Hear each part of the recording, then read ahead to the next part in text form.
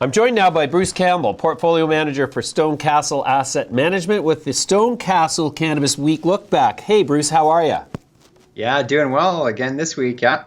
Yeah, okay. So some pretty interesting happenings in the space, what with Hexo engaging the black market head on, Med defaulting on their debt, the advent of edibles and beverages, though not really available yet. Where do we start?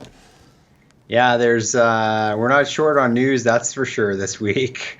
I mean, the Hexo was interesting. I mean, obviously they came out last week with numbers that weren't that great, and then this week they're coming out with trying to hit the black market head on with their original stash, which is going to be their 449 per gram. It's obviously sold in a bigger package than that. It's 28 grams, but 449 per gram, taxes included, to try to fight against that $5 cost that the black market has. So interesting from them.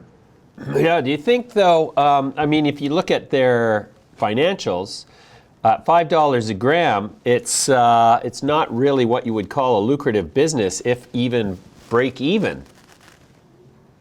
Yeah, I mean, I think it's going to come down to them growing at bigger and bigger scale to make that really beneficial and make that profitable. Because, as you mentioned, they're used to selling, kind of in that $4, sort of $3 to $4 range to the provinces. And then this is also including their taxes, and, it'll be the marketing and packaging and, kind of everything in there. So they're saying that it'll be profitable for them. I guess we'll have to wait and see in the quarters and ahead, both on, how much volume they do on that product and also what it ultimately is from a profitability standpoint. Right. I wonder to what extent the demand for the cheaper product will be, sort of come from the demand for the more expensive product that they've been able to sell so far. Yeah, I mean, anecdotally, we continue to hear that the big issue with the Canadian legal cannabis is the quality. Most people are used to a certain quality level that they've had from what you would, I guess, consider to be kind of more craft indoor grown black market product. And now the larger facilities with their mass production just haven't got the same quality. So I guess it'll be interesting to see if Hexo is able to duplicate the quality and the price at the same time. Yeah. Okay, and Valens published earnings this week. What did you make of those? Yeah, I mean, the numbers were good, both from a top line and a bottom line perspective. I was a little surprised that the stock price didn't react a little more favorably, considering the amount of revenue and EBITDA that they actually had produced during the quarter. But we still seem to be kind of mired in this malaise of the overall sector, and there hasn't really been much from a bottoming standpoint happening here. Right. Okay, so we saw a FreeUp put out earnings as well this week that were very impressive on the surface, but have caused some criticism after the fact, with a large portion of the revenue coming from what was previously a non-core business.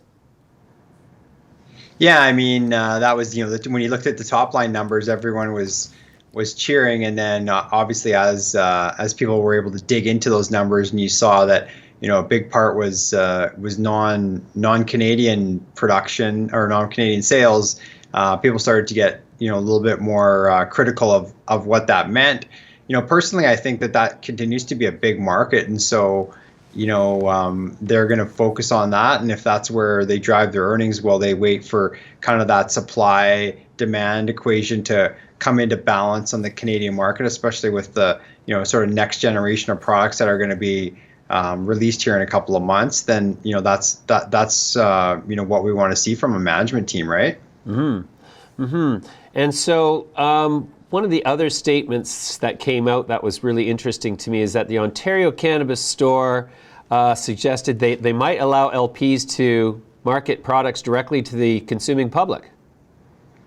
Yeah, exactly. Well, they would, I think, not necessarily directly to the public, but directly to the stores themselves. Oh, I see. And I mean, that would open up open up the distribution from what I understand as well. So we'd go beyond, I guess, the 25 or 24 stores that are licensed right now, and then there's this 50 that's in the lottery that continues to be sort of bogged down with legal proceedings. But that would open it up and really allow them to be able to market directly. The one issue that I've talked to a number of producers, and they've said that it certainly gives the advantage to anyone who's out east. So the Ontario producers are going to have an advantage just on logistics and costs to get the product to their market. Right. So that doesn't necessarily represent an immediate benefit to the LPs. Well, it could if you're an Ontario LP, for sure it does, right? Because you can probably do just-in-time delivery almost, right? Depending on where your production facility is and where your distribution facility is and where the LP or where the actual retail outlet is, right? Whereas if you're, out west, then, if you're Aurora, to get from Edmonton to Toronto is, it's going to be a little bit easier because you're right at the airport, but you still have to get that logistics from the airport to that actual retail location, right? Right. Okay, and then we were talking also about the Cannabis 2.0 advent, and you mentioned that you saw an interesting video by Aurora, and what was it that you thought was what was it that really made you remark on that? Well, I mean, they're just really ramping up and showing what the products are. So they kind of rolled out the whole line of what they're going to have, the mints, the gummies, the chocolates. Most people were expecting to see, some type of vape product, even sort of in the wake of everything that's happening with the vapes. But, some of those other products that, the mints, the chocolates, those were kind of interesting, and the gummies as well, right? Those are really what you kind of see in the US. And then they've also talked about, having, some other concentrated product and, some of the live resin and things like that as well. Yeah. So I guess it's December before we see their products on the shelves in the Ontario Cannabis Store? Yeah, I think you'll start to see a few in December, but I would, more realistically count on probably the new year, probably Q1 of next year before you really start to see things rolled out. Right. Okay, and so what is your sort of takeaway for the week ahead in terms of, we've been bouncing along this bottom here. Had three green days this week in the cannabis sector generally. Do you see that we are sort of finding a bottom here? Or do you think there's more pain to come?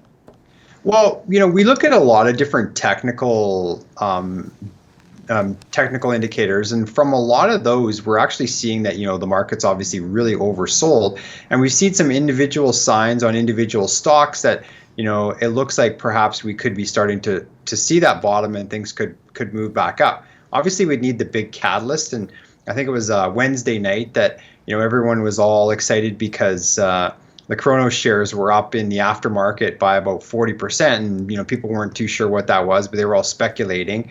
It sounds like it may have been just a case of someone trying to cover their short position, and they got probably a little over aggressive with what they were doing, but.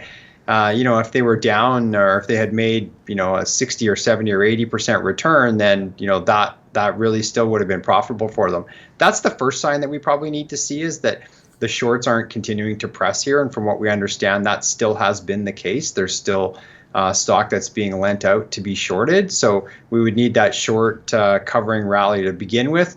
And then, if you had some other type of catalyst, if you did see, another major company come into the space for an investment, if that was pharmaceutical company or if that was a traditional CPG company, then obviously that would be the catalyst. The other catalyst that could be is as things start to move through the US, if you were to see that SAFE Act continuing to work its way through the Senate and it looked like it was going to get through, that would also be another catalyst. So one of those big industry catalysts could be just right around the corner, and with the sort of pent up demand of being so oversold, it could have a fairly dramatic move in a week. Right. All right, Bruce, that's a fantastic contribution as usual. We'll talk to you again next Friday. Thanks for joining us. Sounds good.